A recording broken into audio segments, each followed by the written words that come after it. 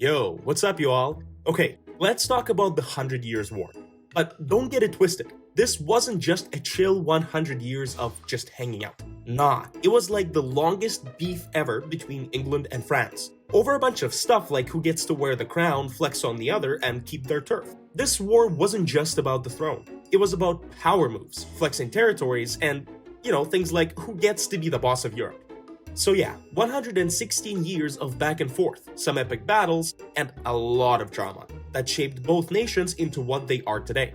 The war started because one guy wanted to be the French king, but it snowballed into this whole national identity crisis, where they were fighting for much bigger things. Forget the throne at that point. This became about building nations, flexing economic muscles, and figuring out what it even meant to be French or English.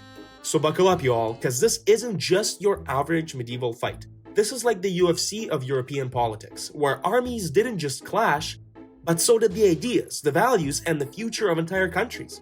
Imagine the whole medieval vibe going against the new school national unity ideas. We're talking knights with swords trying to hold on to their chivalric code, while others are straight up using strategy and new tech to win wars. We got bloody battles like Crécy and Agincourt, plus that iconic moment when Joan of Arc came through like, I'm here to change the game. The stakes? Well, basically the futures of two countries were decided on these battlefields, and new feelings like this is my homeland started creeping into people's hearts.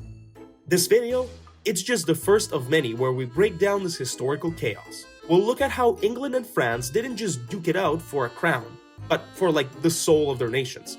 If you're new here, welcome to Kronos History, where we break down the greatest moments in history and turn them into greater stories. Whether you're bored, learning, or somewhere in between, we've got something cooked up for you to keep you entertained. And without further ado, let's jump right into it.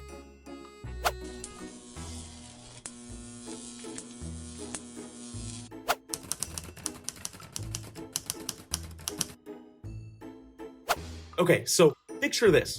1066. William the Conqueror, big flex, big drama, swoops in from Normandy and boom, the whole entirety of England is his. Now we've got a situation. English kings are flexing all over France, but also technically kind of vassals to the French king. It's like when you're the boss of your own squad, but you still gotta answer to some other guy. Awkward, right?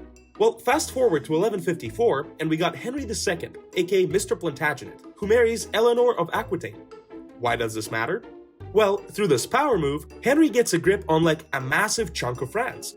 That includes Aquitaine, Normandy, and Anjou, you name it. Basically, England's flexing super hard over France. The English kings are now the most powerful vassals under the French king, and the French weren't having any of that. Philip II Augustus, the French king, was basically alright, this has to stop. So he started snatching those territories back.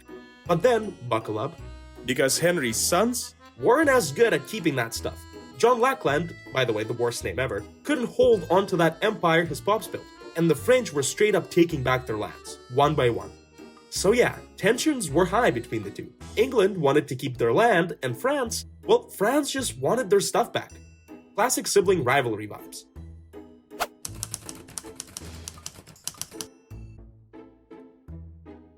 Fast forward to 1328, and now we've got this big ol' mess where Charles IV of France suddenly dies. Oh wait, there's no heir. Classic drama starter. Now the French throne is up for grabs, and there are two major contenders. First up, we've got Philip VI of Valois, who is yo, I'm the cousin of the dead king, so it's mine.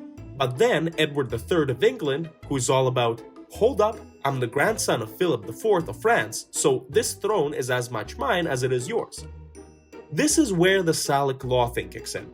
Basically, the French were nah, you can't inherit through your mom. No girls allowed at the royal club. And Edward is that's dumb, I'm claiming it anyway. And boom, the war's pretty much set in motion. But wait, it's not just England and France that were on the battlefield. The Holy Roman Emperor, Louis IV of Bavaria, saw this as his chance to mess with the French, so he backed Edward III saying, yeah, let's make this guy the true king of France. Meanwhile, the Pope in Avignon, trying to mediate, but honestly, he's just chilling on the sidelines. Because let's be real, the papacy was kinda pro-France, and that wasn't doing England any favors. And don't even get started on Castile and Aragon.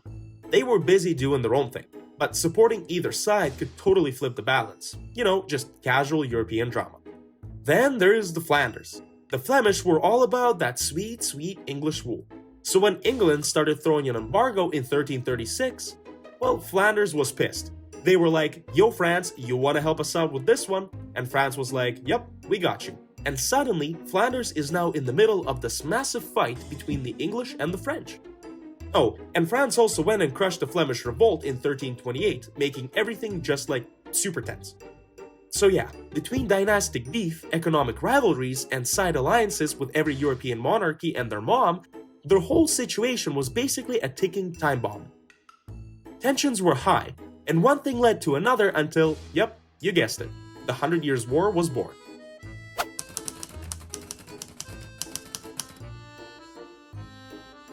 Here's a fun fact, this war didn't even have its name until the 19th century. It wasn't like they were out there calling it the 100 Years' War while it was actually happening. Nah, the historians threw that name on it later when they were like, yo, this thing was going on for 116 years. Let's give it a name. It wasn't even a non-stop battle royale. Nah, it had these long breaks in between where they would like chill for a bit, then start throwing hands again. But despite the pauses, the war's length, drama, and the sheer scale of it made it iconic enough to stick. It's like if a beef between two groups just wouldn't quit, spanning years, but each time they came back, they were more epic. Can't ignore the vibe. First off, the duration. Like this thing lasted over a century, so they just couldn't call it a normal medieval squabble. This was a whole era. Then there's the unity. Even though the war had on and off breaks, it was all about the same two things. Who gets what land and who gets to be the boss. And spoiler alert, England lost and France leveled up with their national swag, big time. But most importantly, this war wasn't just some pointless bloodshed. It was historically significant for both nations.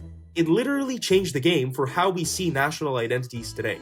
It's like the OG Rise of a Nation arc before Marvel even thought of it. Now, let's talk about how historians broke the war into the 3 seasons, each with different vibes. Each phase had its own drama, its own plot twists, and its own winners and losers. It's like a trilogy of epic proportions.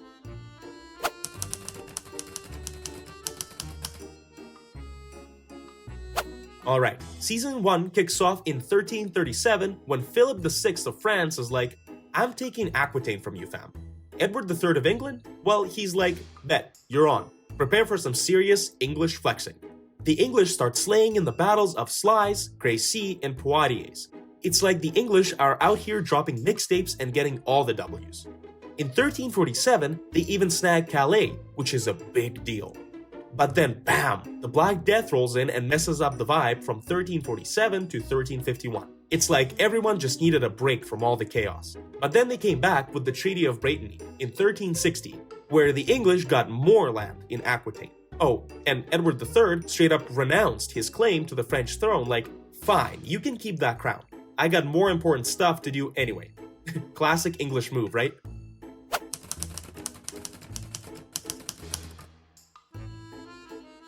Season 2 is where things get real spicy. In 1369, the French king, Charles V, was like, enough of this English nonsense. I'm taking Aquitaine back. Let's go. And then enter Bertrand du Guesclin, who's basically the French equivalent of a warrior chef. He's out here cooking up scorched earth tactics and guerrilla warfare like it's his day job. The English, well, they're kinda distracted with their own internal drama, like the Peasants' Revolt in 1381. And spoiler alert, France starts winning big. By 1380, England's only holding on to Calais and a tiny sliver of Aquitaine. Then in 1396, they get tired of fighting completely and sign a truce. It's like the ultimate timeout after a brutal season.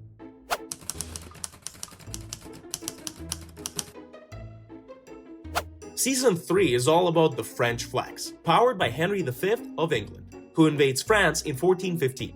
He wins the Battle of Agincourt, and suddenly the English are looking strong again. Then in 1420, Henry's like, yo, I'm actually the rightful heir to the French throne. And they sign the Treaty of Troyes. But, plot twist, Henry dies in 1422, and now the French are like, we're done letting the English mess around. Enter Joan of Arc, the legend herself, who basically says, I'm tired of watching you all get wrecked. Let's go win this thing finally. She leads France to a victory at Orleans in 1429, and it's all downhill for England after that. France ends up reclaiming almost all of its territories, and by 1453, England's holding nothing except Calais. So why do we even break the war into phases? Well, first of all, it wasn't just one long stretch of battle. They took breaks, like your mom taking a nap in the middle of a TV binge. Each phase had its own energy, and each was dominated by a different strategy, tactics, and leaders. The first season was all about the English flexing. The second was French revenge, and the third, well, that was the French domination season. It's like a whole reboot of a series where the characters go from zero to hero.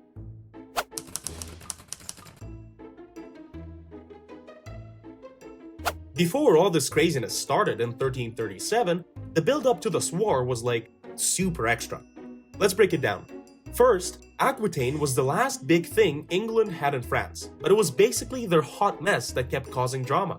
In 1337, Edward III swore allegiance to the French king for Aquitaine, but it didn't solve anything. Then there was this whole mess with Scotland in the Second War of Scottish Independence, where Edward III was supporting one side and France was backing the other. You know, just casual family drama. Then there is Flanders, where England's wool trade was essential. So Edward III basically pulls an embargo in 1336, and now Flanders is like, we're leaning towards England. Sorry, France. Then Edward's out here getting allies in Bavaria, while France is just chilling with Castile and the Pope. And finally, in May 1337, Philip VI pulls the trigger by declaring that Edward III is a bad vassal for Aquitaine. Edward's response? Bet, I'm the king of France now.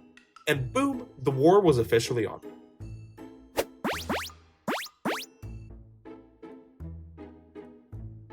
Alright, so this was just the first epic video in this series. We've barely scratched the surface of this 116-year-long chaos. So make sure to stick around and hit that subscribe button, because we've got more episodes coming where we dive deeper into each phase of this legendary war. It's about to get lit, fam, so stay tuned, and see you again on Chronos History.